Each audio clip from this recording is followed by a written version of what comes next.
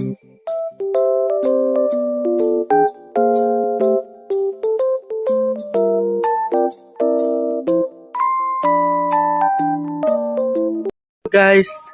saya dan kelompok saya akan menjelaskan tentang materi strategi meningkatkan kepuasan pelanggan dan metode mengukur kepuasan pelanggan.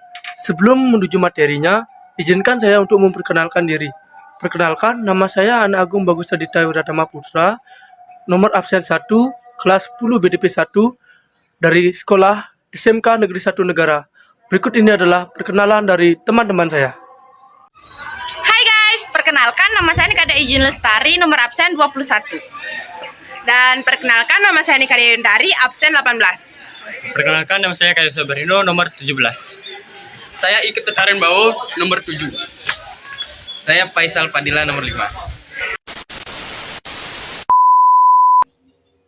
Hai, jadi di sini saya akan menjelaskan tentang materi strategi meningkatkan kepuasan pelanggan, nilai pelanggan, dan tingkatan nilai pelanggan.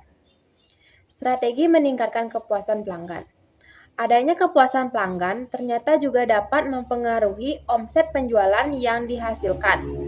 Jika pelanggan merasa puas akan suatu produk, maka permintaan akan meningkat dan omset penjualan pun ikut naik. Sebaliknya, jika pelanggan tidak merasa puas, maka permintaan akan menurun, begitu juga dengan omset penjualannya. 1. Nilai pelanggan. Nilai pelanggan merupakan selisih antara nilai yang diperoleh pelanggan dengan memiliki dan menggunakan suatu produk. Dengan biaya yang dikeluarkan untuk memperoleh produk tersebut, terdapat 4 dimensi yang membentuk nilai pelanggan, yaitu 1. Emotional value, yaitu utilitas yang berasal dari perasaan atau efek atau emosi positif yang ditimbulkan dari mengkonsumsi produk. 2. Social value, yaitu utilitas yang didapat dari kemampuan produk untuk meningkatkan konsep diri sosial konsumen. 3. Quality atau performa value, yaitu utilitas yang didapatkan dari produk karena reduksi biaya yang jangka pendek dan jangka panjang. 4. Price atau value of money, yaitu utilitas yang diperoleh dari persepsi terhadap kinerja yang diharapkan dari produk atau jasa. 2. Tingkatan nilai pelanggan. Terdapat 3 nilai pelanggan dalam memilih produk atau jasa, yaitu 1. Nilai yang dipikirkan pelanggan, customer perceived value, yaitu selisih antara evaluasi calon pelanggan atas semua manfaat serta semua biaya tawaran tertentu dan alternatif lainnya yang dipikirkan.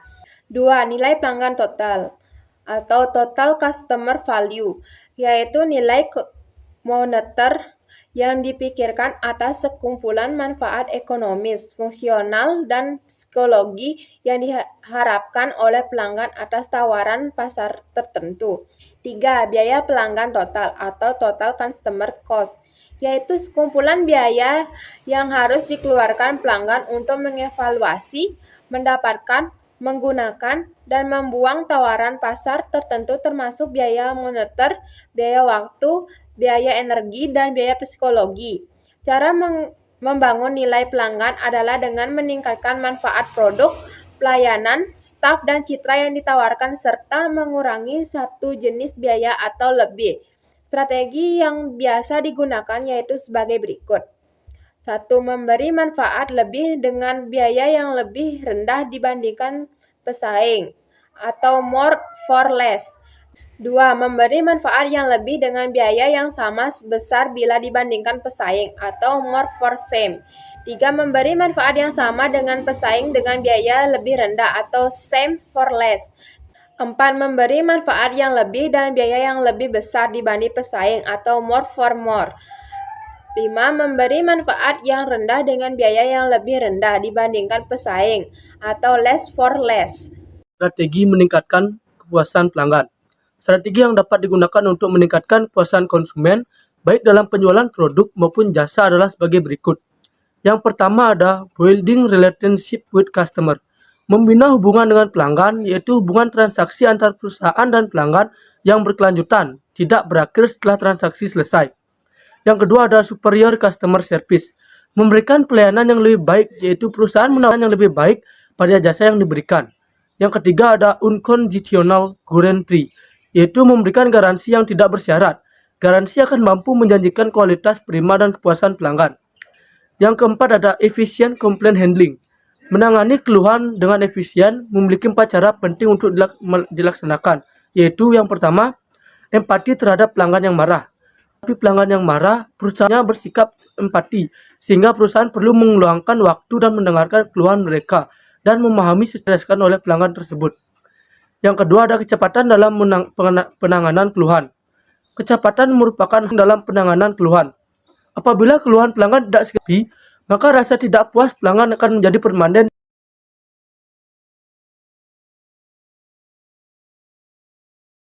Yang ketiga ada kewajaran atau keadilan dalam memecahkan permasalahan atau keluhan. Yang keempat, kemudahan perusahaan untuk menghubungi pelanggan. Adanya metode yang mudah dan murah sangat dibutuhkan bagi pelanggan untuk mampu menyampaikan komentar, saran, kritik, dan pertanyaan serta keluhannya. Yang pertama, pengukuran kepuasan konsumen. Pengukuran kepuasan konsumen memiliki 6 konsep inti yaitu sebagai berikut. Yang pertama, kepuasan pelanggan keseluruhan atau overall customer satisfaction. Yang kedua, dimensi kepuasan pelanggan. Yang ketiga, konfirmasi harapan atau confirmation of expectation. Yang keempat, niat beli ulang. Yang kelima, kesediaan untuk merekomendasikan. Yang keenam, ketidakpuasan. 2. Metode untuk mengukur kepuasan pelanggan. Terdapat 4 metode untuk mengukur kepuasan pelanggan, yaitu 1. Sistem keluhan dan saran.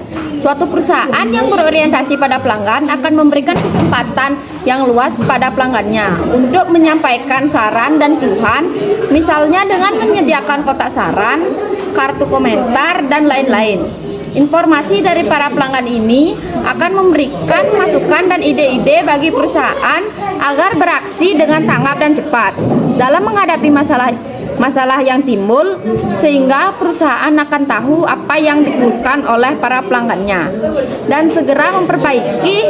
Biasanya kritik serta saran saat ini bisa langsung dikirim melalui email resmi perusahaan. Ada juga perusahaan yang khususnya membuat media sosial untuk menampung kritik serta saran dari para konsumennya. 2. Ghost shopping. 2. Ghost shopping atau mystery shopping. Seringkali sebuah perusahaan menyewa pihak eksternal untuk berpura-pura sebagai pembeli produk mereka. Pihak eksternal inilah yang dikenal dengan sebutan ghost shopping. Setelah mereka membeli barang, kemudian mereka bertugas untuk mereview apa saja kelebihan dan kekurangan produk tersebut.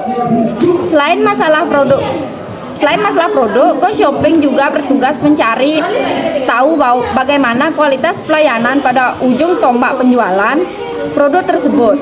Misalnya pelayanan yang diberikan oleh distributor, agen penjual, hingga toko atau swalayan. Karena kadangkala konsumen merasa tidak puas bukan dari sisi kualitas produknya, tapi dari sisi kualitas pelayanannya. Dari jasa ghost shopping inilah kemudian perusahaan bisa mendapatkan data kualitas produk dan pengaruh kualitas pelayanan terhadap kepuasan pelanggan.